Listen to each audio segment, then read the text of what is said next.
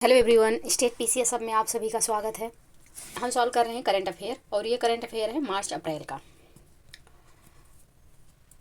सभी परीक्षाओं को समर्पित समसामयिक क्रॉनिकल, ये पतली वाली क्रॉनिकल है। और यहाँ पे जो है करंट के साथ साथ आप लोग देख पा रहे होंगे कि बहुत सारे जो एग्ज़ाम हुए हैं उनके टेस्ट पेपर और उनके सॉल्व पेपर भी दिए हुए हैं।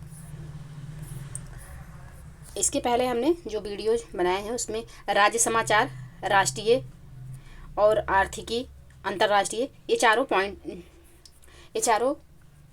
पॉइंट हमने सॉल्व कर लिए हैं। अब आज हमारा जो टॉपिक है वह है विज्ञान एवं प्रौद्योगिकी। आज जो करंट का इम्पॉर्टेंट यानी कि मार्च अप्रैल में जो इम्पॉर्टेंट विज्ञान एवं प्रौद्योगिकी से संबंधित करंट था वो सब हम सॉल्व करेंगे इस वीडियो में। तो चलिए स्टार्ट करते हैं आज का अपना ये क्लास। वीडियो को आप लोग लास्ट तक देखिएगा। वीडियो पसंद आए तो प्लीज़ लाइक और शेयर कर दीजिएगा। चैनल को प्लीज़ सब्सक्राइब कर लीजिए।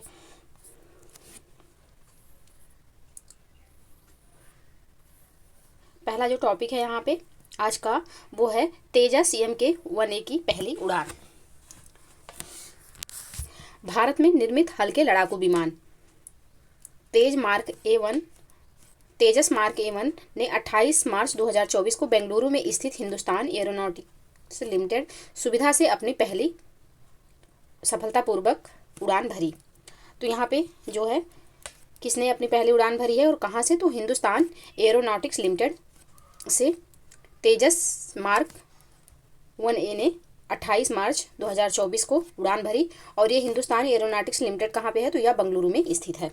इतने पॉइंट आप लोग ध्यान रखिएगा। नेक्स्ट पॉइंट है यहाँ पे कि पूरी तरह से स्वदेशी लाइट कॉम्बैट एयरक्राफ्ट तेजस MK-1A ने पहली उड़ान के रूप में हवा में 18 मिनट की उड़ान भरी। स्वदेशी रूप से विकसित, इसको याद रखिएगा कि ये किस रूप से विकसित है पूर्णतः, तो यह स्वदेशी रूप से विकसित है। स्वदेशी रूप से विकसित तेजस MK-1A फाइटर जेट ने 22 मार्च 2024 को अपना दूसरा लो स्पीड टैक्सी ट्रायल सफलतापूर्वक पूरा किया था। रक्षा मंत्रालय ने 83 LCA तेजस MK-1A फाइटर जेट के लिए 3 फरवरी 2021 को HAL के साथ समझौता किया था। तेजस MK-1A एक स्वदेशी 4.5 पीढ़ी का यानी कि चौथी पीढ़ी का हर मौसम में काम करने वाला और बहुउद्देशीय लड़ाकू विमान है। ये पॉइंट यहाँ पे इंपॉर्टेंट है, इसको याद रखिएगा। यह बहुउद्देशीय लड़ाकू विमान है। फाइटर जेट MK-1A में डिजिटल रडार चेतावनी रिसीवर, बाहरी आत्मसुरक्षा जैमर पॉड, बेहतर रडार, उन्नत दृश्य सीमा से परे हवा से हवा में मार करने वाली मिसाइलें शामिल हैं। इसमें कौन सी मिसाइलें शामिल हैं तो हवा से हवा में मार करने वाली मिसाइलें भी इसमें शामिल हैं। किसमें, तो तेजस MK-A1 में। नेक्स्ट पॉइंट है इसमें digital map generator, smart multi function display और एडवांस रेडियो अल्टीमीटर भी दिया गया है। MK-1A और MK-2 मौजूदा MK-1 विमान की तुलना में बेहतर सुविधाओं और प्रौद्योगिकियों के साथ आएंगे।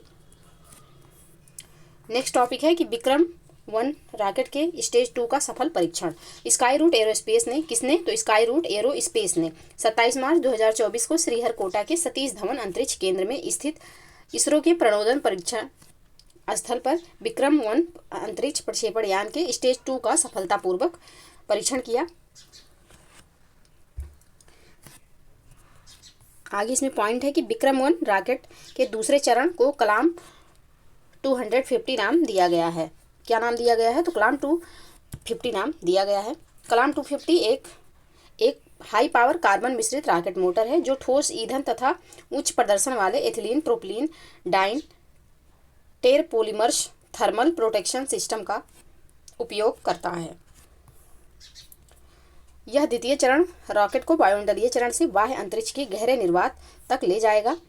अवगत करा दें कि Skyroot aerospace rocket launch करने वाली भारत की पहली निजी क्षेत्र की कंपनी है। ये पॉइंट यहाँ पे इंपॉर्टेंट है कि स्काई रूट जो है एरोस्पेस रॉकेट लॉन्च करने वाली भारत की पहली निजी क्षेत्र की कंपनी है। नेक्स्ट पॉइंट है कि स्काई रूट द्वारा इससे पूर्व जून 2001 में विक्रम-1 के तृतीय चरण कलाम 100 का सफलतापूर्वक परीक्षण किया गया था। इसको भी याद रखिएगा। अब नेक्स्ट टॉपिक क्या है, तो नेक्स्ट है तारों की दो प्राचीन धाराएं, शिव और शक्ति। हाल ही में खगोलविदों ने तारों की दो प्राचीन धाराओं एनिशियंट स्ट्रीम्स ऑफ स्टार्स की पहचान की, जो हमारी आकाशगंगा मिल्की वे के सबसे पुराने निर्माण खंडों में से एक हैं।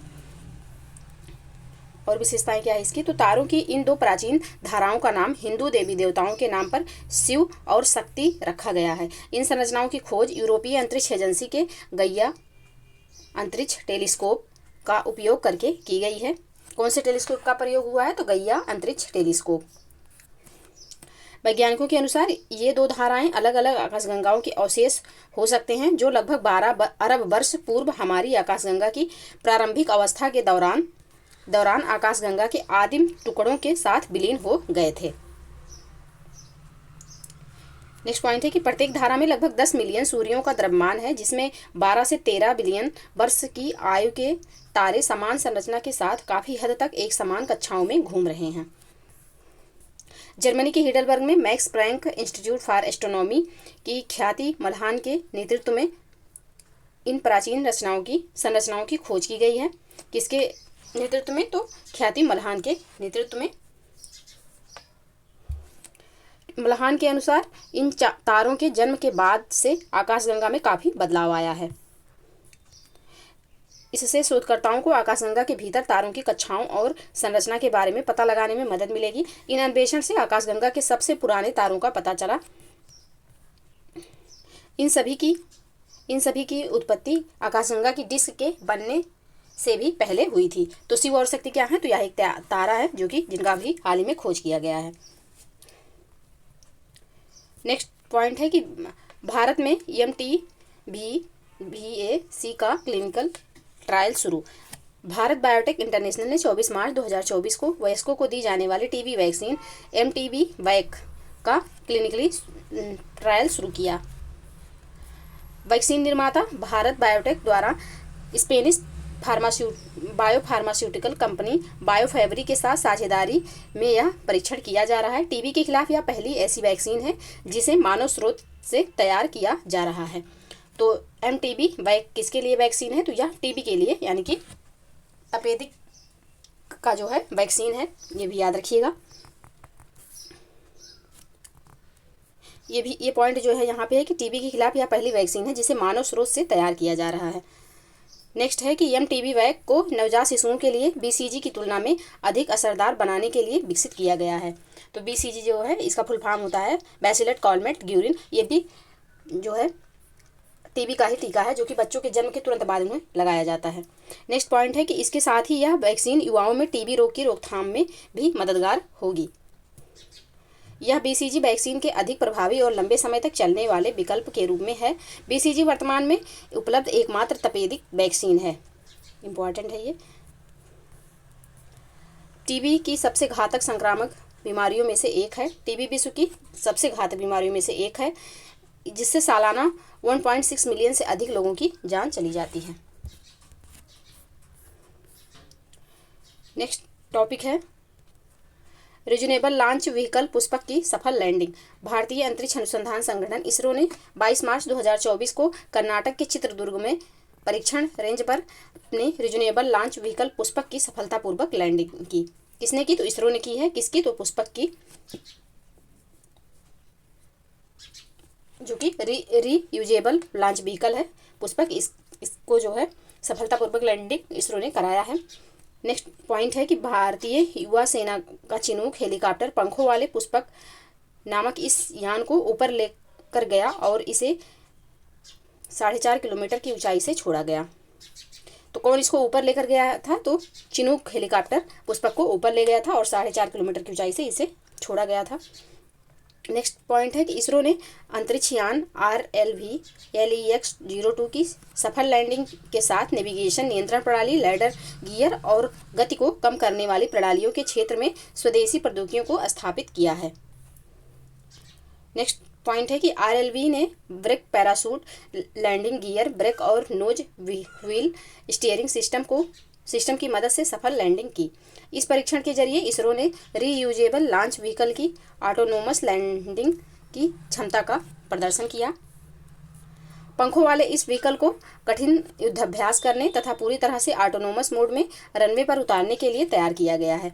इसने हेलीकॉप्टर से निकलने के बाद प्रारंभिक स्थितियों में ही RLV की स्वायत्त लैंडिंग की क्षमता का प्रदर्शन किया। इससे पहले RLV 2016 और 2013 में लैंडिंग परीक्षण किया जा चुका है।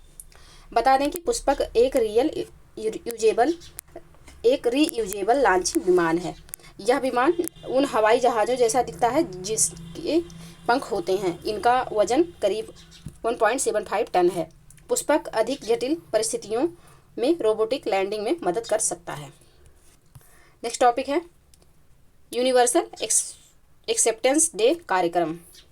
इलेक्ट्रॉनिक्स एवं सूचना मंत्रालय और national internet exchange of India ने 21 मार्च 2024 को आयोजित यूनिवर्सल एक्सेप्टेंस डे कार्यक्रम में भाषानेट पोर्टल के लॉन्च की घोषणा की।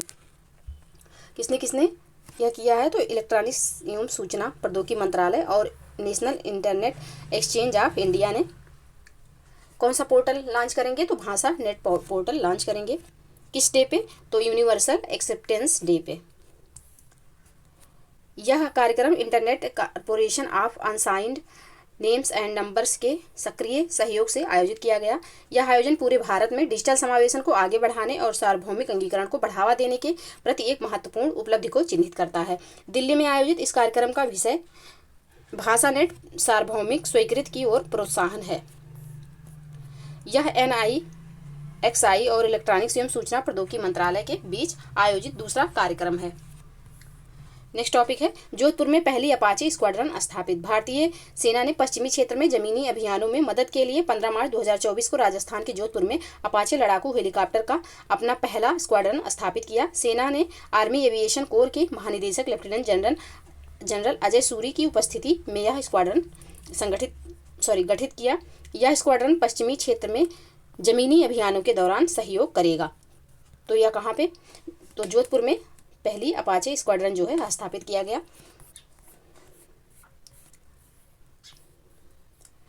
आगे इसी में पॉइंट है कि अपाचे लड़ाकू हेलीकॉप्टर की आपूर्ति मई 2024 में शुरू होने की संभावना है। अमेरिकी विमान कंपनी बोइंग द्वारा निर्मित अपाचे हेलीकॉप्टर विश्व के सबसे उन्नत बहुउद्देशीय लड़ाकू हेलीकॉप्टर में से एक है। तो बोइंग कहाँ की कंपनी है? तो यह USA की कंपनी है। इसी के द्वारा अपाचे हेलीकॉप्टर निर्मित है। नेक्स्ट पॉइंट है भारतीय वायुसेना के पास पहले से ही इन लड़ाकू हेलीकॉप्टरों का एक बेड़ा है। बोइंग ने 2020 में भारतीय वायुसेना को अपाचे हेलीकॉप्टर AH-64E की डिलीवरी की थी। अपाचे हेलीकॉप्टर 280 किलोमीटर प्रति घंटे की रफ्तार से उड़ सकता है। यह एक नाइट विजन एयरक्राफ्ट है। इसमें अत्याधुनिक मिसाइलें तैनात हैं। यह एक मिनट के भीतर 138 लक्ष्यों को भेद सकता है। Helicopter anti tank AGM-114 Hellfire और स्टिंगर मिसाइलों से लैस है। ये वाला पॉइंट इंपॉर्टेंट है। नेक्स्ट है भारतीय नौसेना में 2 नए पोत शामिल। 13 मार्च 2024 को भारतीय नौसेना के पनडुब्बी रोधी अभियानों को बढ़ावा देने के लिए 2 नए पोत शामिल किए गए। इन युद्धपोतों का नाम INS अग्रे और INS अक्षय है। तो कौन से 2 पोत शामिल किए गए भारतीय नौसेना में? तो ये शामिल किए गए हैं INS अग्रे और INS अक्षय। नेक्स्ट पॉइंट है ये पनडुब्बी रोधी युद्धपोत garden reach ship builders and engineers limited Kolkata द्वारा निर्मित हैं। तो INS अग्रे और INS अक्षय किसके द्वारा निर्मित हैं? तो यह निर्मित है garden reach ship builders and engineers limited द्वारा, जो कि कोलकाता में स्थित है। नेक्स्ट पॉइंट है इन दोनों युद्धपोतों की प्राथमिक भूमिका तटों के आसपास समुद्र में पनडुब्बी रोधी अभियान, कम तीव्रता वाले समुद्री अभियान और खाद्यान्न बिछाने जैसे कार्यों का संचालन करना है। भारत आधुनिक युद्धपोत पनडुब्बी और विमान वाहक पोत बनाने की क्षमता वाले विश्व के चुनिंदा देशों में से एक है। यह युद्धपोत पानी के भीतर दुश्मनों की पनडुब्बियों का पता लगाने में सक्षम है। नेक्स्ट टॉपिक है 3 सेमीकंडक्टर सुविधाओं की आधारशिला। प्रधानमंत्री नरेंद्र मोदी ने 13 मार्च 2024 को इंडिया टेकेड चिप्स फॉर विकसित भारत कार्यक्रम में हिस्सा लिया।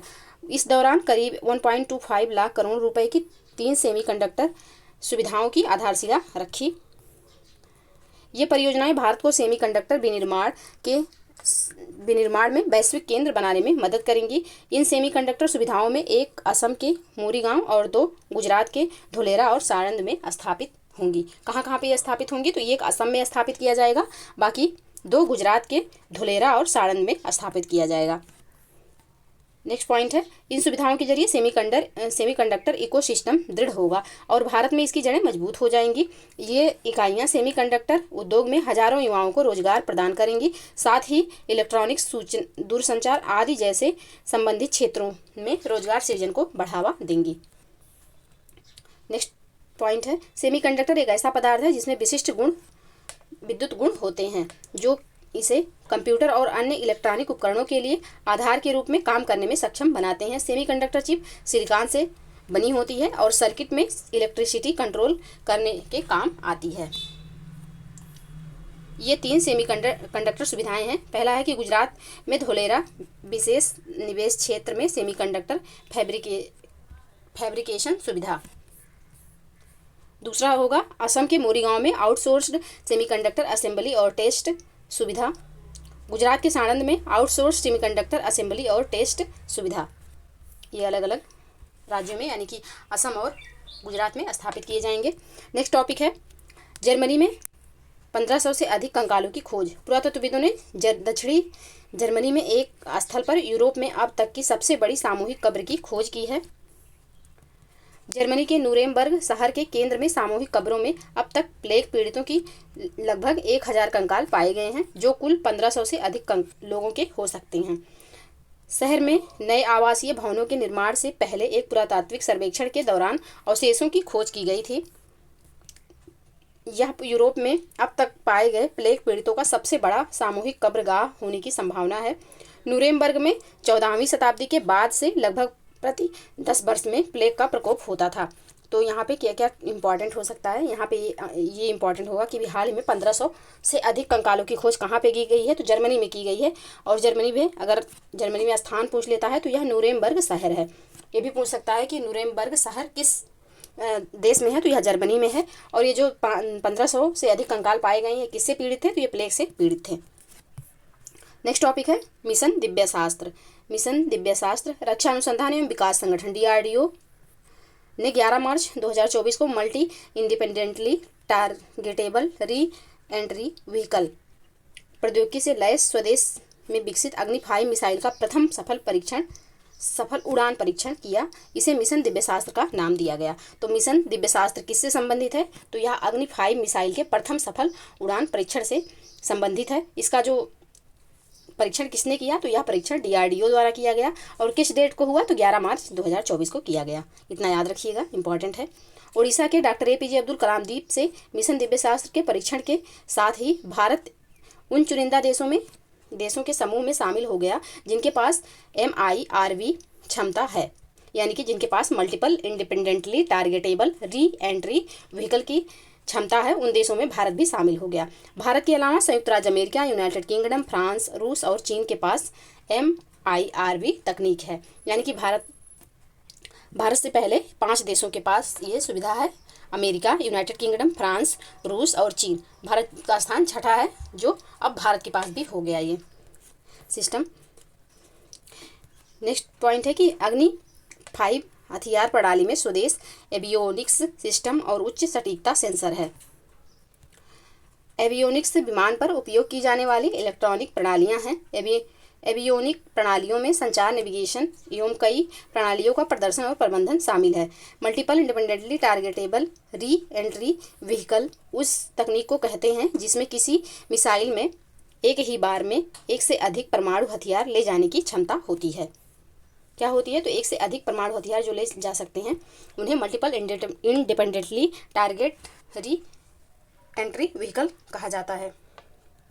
नेक्स्ट है कि सतह से सतह पर मार करने वाली परमाणु सक्षम बैलिस्टिक मिसाइल अग्नि 5 उच्च सटीकता के साथ 5000 किलोमीटर की दूरी तक हमला कर सकती है। तो यह कैसी है, तो सतह से सतह पर मार करने वाली बैलिस्टिक मिसाइल है। नेक्स्ट पॉइंट है कि यह मिसाइल चीन के सबसे उत्तरी हिस्से के साथ साथ यूरोप के कुछ क्षेत्रों सहित लगभग पूरे एशिया को अपनी मारक क्षमता के अंतर्गत ला सकती है। अग्नि 1 से 4 तक की मिसाइलों को पहले ही तैनात किया जा चुका है। तो 1 से 4 तक की अग्नि मिसाइलें पहले से स्थापित हैं। जो अभी स्थापित की गई, जिसका परीक्षण किया गया, वह अग्नि 5 है। नेक्स्ट टॉपिक है MH-60R सीहाक हेलीकॉप्टर नौसेना में शामिल। MH-60 सीहाक हेलीकॉप्टर को कोच्चि में 6 मार्च 2024 को नौसेना प्रमुख एडमिरल आर हरिकुमार द्वारा भारतीय नौसेना में शामिल किया गया। इसे आईएनएस गरुड़ पर तैनात किया गया। किस पर तैनात किया गया? तो आईएनएस गरुड़ पर तैनात किया गया है। किसको? तो MH-60R सीहाक हेलीकॉप्टर को। नेक्स्ट पॉइंट है MH-60R सीहाक ब्लैक हॉक हेलीकॉप्टर का एक समुद्री संस्करण है। यह एक बहुउद्देशीय हेलीकॉप्टर है। इस सीहाक स्क्वाड्रन को INS 334 सीहाक, INS यानी कि इंडियन नेवल एयर स्क्वाड्रन के रूप में भारतीय नौसेना में शामिल किया गया है। ये हेलीकॉप्टर फरवरी 2020 में अमेरिका के साथ हस्ताक्षरित 24 विमान FMS अनुबंध यानी कि फॉरेन मिलिट्री सेल्स कॉन्ट्रैक्ट का एक हिस्सा है। MH-60R हेलीकॉप्टर भारत की समुद्री क्षमताओं को बढ़ावा देंगे, नौसेना की परिचालन पहुंच का विस्तार करेंगे।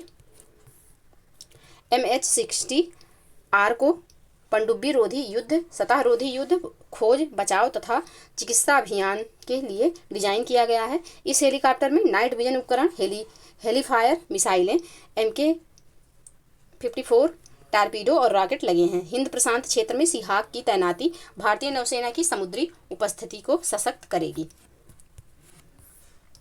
नेक्स्ट टॉपिक है सीमा गश्ती निगरानी ड्रोन त्रिशूल। सीमा गश्ती निगरानी ड्रोन त्रिशूल। त्रिशूल क्या है? तो यह एक ड्रोन है। ड्रोन निर्माता कंपनी गरुड़ एरोस्पेस ने सीमा गश्ती निगरानी ड्रोन त्रिशूल को लॉन्च किया है। गरुड़ एरोस्पेस कंपनी ने इस संदर्भ में 22 मार्च 2024 को जानकारी प्रदान की।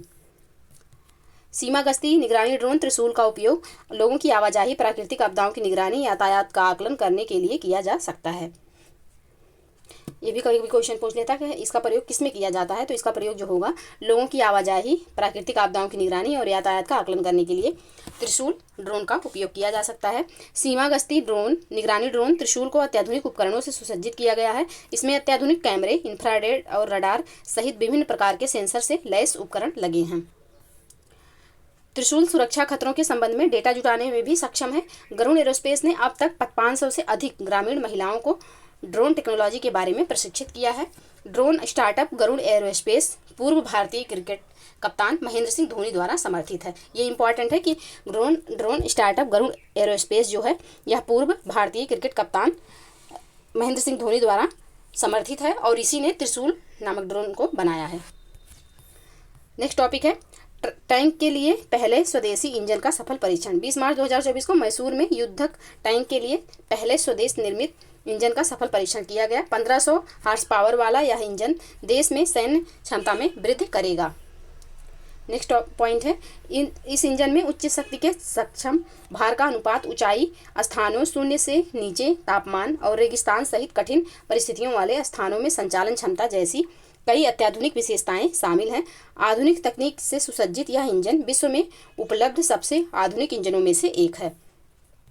यह परीक्षण भारत के लिए विदेशी इंजनों पर निर्भर रहने के बजाय टैंकों के लिए स्वदेशी इंजनों का उपयोग करने का मार्ग प्रशस्त करेगा।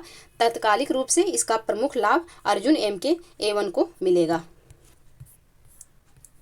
नेक्स्ट टॉपिक है इंसान में सूअर की किडनी का सफल प्रत्यारोपण। कहाँ पे किया गया? तो हाल ही में अमेरिका के डॉक्टरों ने विश्व में पहली बार सूअर की किडनी का सफल प्रत्यारोपण किया। सूअर की किडनी का प्रत्यारोपण बोस्टन के मैसाचुसेट्स जनरल अस्पताल में हुआ। किस अस्पताल में हुआ? तो बोस्टन के मैसाचुसेट्स जनरल अस्पताल में किया गया जो कि अमेरिका में है। इस किडनी को ट्रांसप्लांट करने से पहले आनुवंशिक रूप से संपादित भी किया गया। सूअर की इस किडनी को मैसाचुसेट्स स्थित कंपनी इजेनेसिस द्वारा आनुवंशिक रूप से संपादित किया गया। इसके बाद सूअर की किडनी को 62 वर्षीय रोगी में सफलतापूर्वक प्रत्यारोपित किया गया। इस प्रक्रिया में वैज्ञानिकों ने पहले सूअर से रेट्रोवायरस को निष्क्रिय किया जो इंसान में इन्फेक्शन का कारण बन सकता है। रेट्रोवायरस जो है यह इंसान में इन्फेक्शन का कारण बन सकता है और ये सूअर में पाया जाता है। इसके बाद इसमें इंसान के जीन को जोड़ा गया जिससे इसकी क्षमता में वृद्धि हुई। इससे पहले सूअर की किडनी अस्थायी रूप से मस्तिष्क मृत दाताओं में प्रत्यारोपित की जाती थी। डॉट ने चक्षु प्लेटफॉर्म लॉन्च किया। तो दूरसंचार विभाग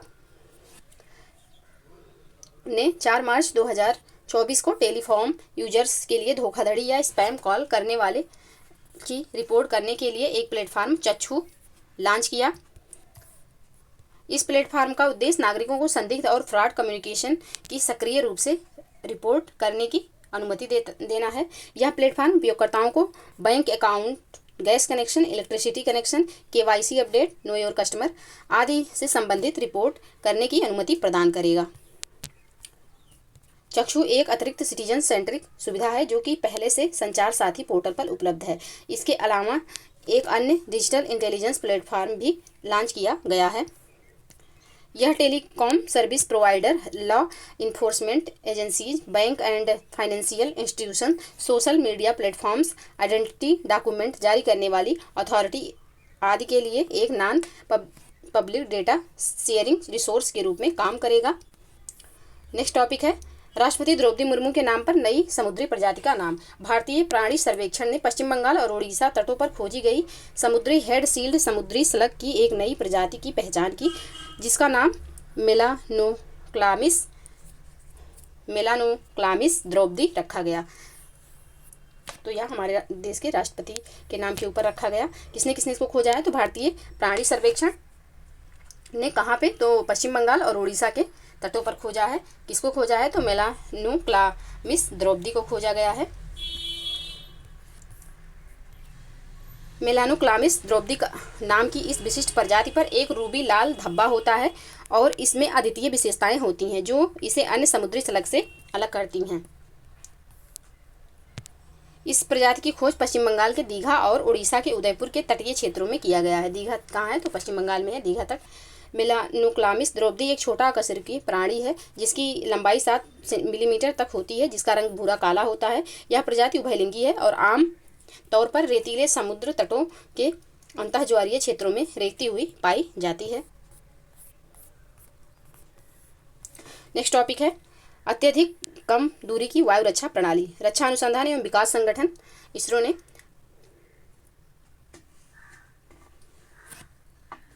28 से 29 फरवरी 2024 को ओडिशा में चांदीपुर के तट पर एकीकृत परीक्षण रेंज से अत्याधुनिक कम दूरी की वायु रक्षा प्रणाली मिसाइल के 2 सफल उड़ान परीक्षण किए।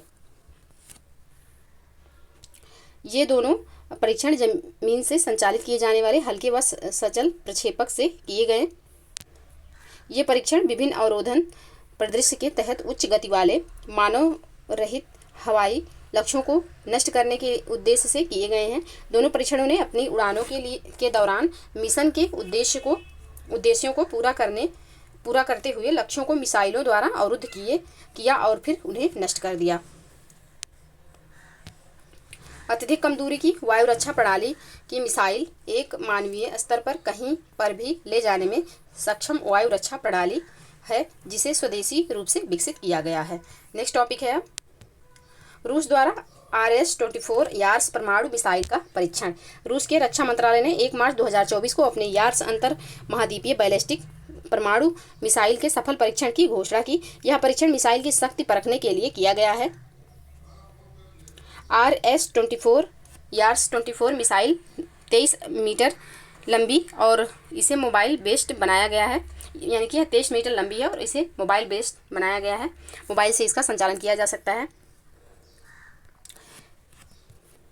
इसको एक स्थान से दूसरे स्थान पर आसानी से ट्रक की मदद से ले जाया जा सकता है। इस मिसाइल में कई वारहेड लगे हैं। रूस की MIRV यार्स मिसाइल कई परमाणु हथियार पहुंचाने में सक्षम है। इससे यह कई लक्ष्यों को एक साथ भेद सकती है। यार्स टोपोल M मिसाइल प्रणाली एक संशोधित संस्करण है। रूस के पास विश्व का सबसे बड़ा परमाणु हथियार भंडार है। याद रखिएगा ये कि रूस के पास सबसे बड़ा परमाणु हथियार जो है भंडार है, जिसमें लगभग 5,889 परमाणु हथियार हैं। संयुक्त राज्य अमेरिका लगभग 5,244 परमाणु हथियारों के साथ दूसरे स्थान पर है। तो USA दूसरे स्थान पर है और रूस पहले स्थान पर है परमाणु हथियारों की संख्या में। नेक्स्ट टॉपिक है भारतीय नौसेना में INS 334 शामिल। MH-60R सीहाग ब्लैक हॉक हेलीकॉप्टर का एक समुद्री संस्करण। बहुउद्देशीय हेलीकॉप्टर को कोच्चि ने 6 मार्च 2024 को नौसेना प्रमुख एडमिरल आर हरिकुमार द्वारा भारतीय नौसेना में शामिल किया। इस सीहाक स्क्वाड्रन को INS 334 के रूप में भारतीय नौसेना में शामिल किया गया। ये हेलीकॉप्टर फरवरी 2020 में अमेरिका के साथ हस्ताक्षरित अनुबंध का एक हिस्सा है, जिसे अमेरिका की रक्षा कंपनी लॉकहीड मार्टिन कॉरपोरेशन ने तैयार किया है। MH-60R हेलीकॉप्टर भारत की समुद्री क्षमताओं को बढ़ावा देंगे तथा नौसेना की परिचालन पहुंच का विस्तार करेंगे। साथ ही यह रक्षा स्पेक्ट्रम तथा विशाल समुद्री डोमेन में निरंतर नौसैन्य संचालन का सहयोग करेंगे। यह हर मौसम में काम करने वाला हेलीकॉप्टर है, जिसे अत्याधुनिक एवियोनिक्स और सेंसर के साथ कई मिशनों का समर्थन करने के लिए डिजाइन किया गया है। यह ब्लैक हॉक हेलीकॉप्टर का एक समुद्री संस्करण है। हेलीकॉप्टर को पनडुब्बी रोधी युद्ध, सतह रोधी युद्ध, खोज और बचाव तथा चिकित्सा निकासी सहित अन्य अभियानों के लिए तैयार किया गया है। तो ये रहा आज का करंट अफेयर, विज्ञान एवं प्रौद्योगिकी से संबंधित जो इम्पोर्टेंट टॉपिक थे हमने सॉल्व किए। और वीडियो को आप लोग लास्ट तक जरूर देखिएगा। वीडियो पसंद आए तो लाइक और शेयर जरूर करिएगा। चैनल को प्लीज़ सब्सक्राइब कर लीजिए। मिलते हैं नेक्स्ट वीडियो में, तब तक के लिए पढ़ते रहिए, स्वस्थ रहिए। जय हिंद, जय भारत।